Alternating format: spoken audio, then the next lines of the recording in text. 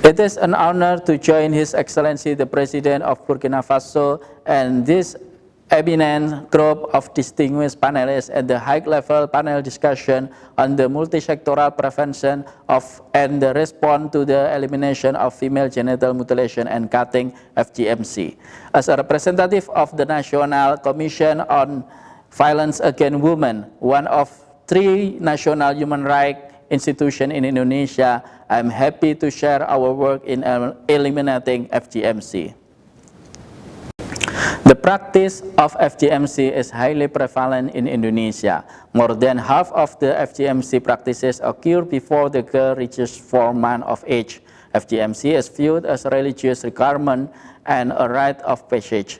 Medicalization of FGMC has resulted in greater harm to girls due to the use of more massive surgical techniques. The National Commission on Violence Against Women was founded in 1998 as an independent institution to uphold the rights of women and girls in Indonesia in accordance with the general criteria developed in the Paris Principles. We have conducted 3 studies pertaining to FGMC practices in Indonesia for evidence-based advocacy. Our study were also among the first to highlight the devastating impact of FGMC for girls in Indonesia.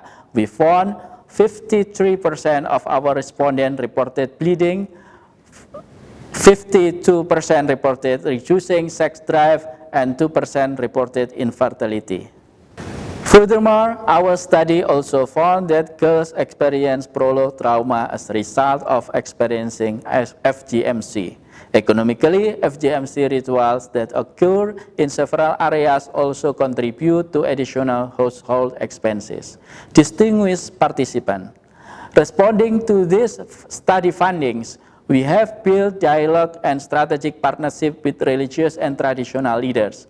We have also built the capacities of ministry to equip them with comprehensive understanding of the drivers of FGMC practices.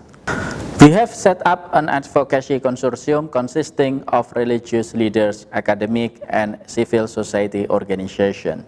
As a result of this advocacy, the Ministry of Women Empowerment and Child Protection has developed advocacy guidelines for the elimination of FGMC targeted at youth, religious leaders, and families in Indonesia. We are happy to note that as a result of this collective effort, the Ministry of Women Empowerment and Child Protection, along with other line ministries, have also developed a multi-sectoral 2030 roadmap for the elimination of FGMC in Indonesia, which clearly outlines the role of each sector. We hope to consistently hold ministry accountable to their commitment in this roadmap. We would also like to note that Ministry of Health has developed FGMC education program targeted at health workers in collaboration with the Indonesia Midwifery Association and religious leaders. Distinguished participants, despite these successes, challenges remain. Gathering accurate data on FGMC practices is quite challenging as it is practiced to girls below the age of 4 months.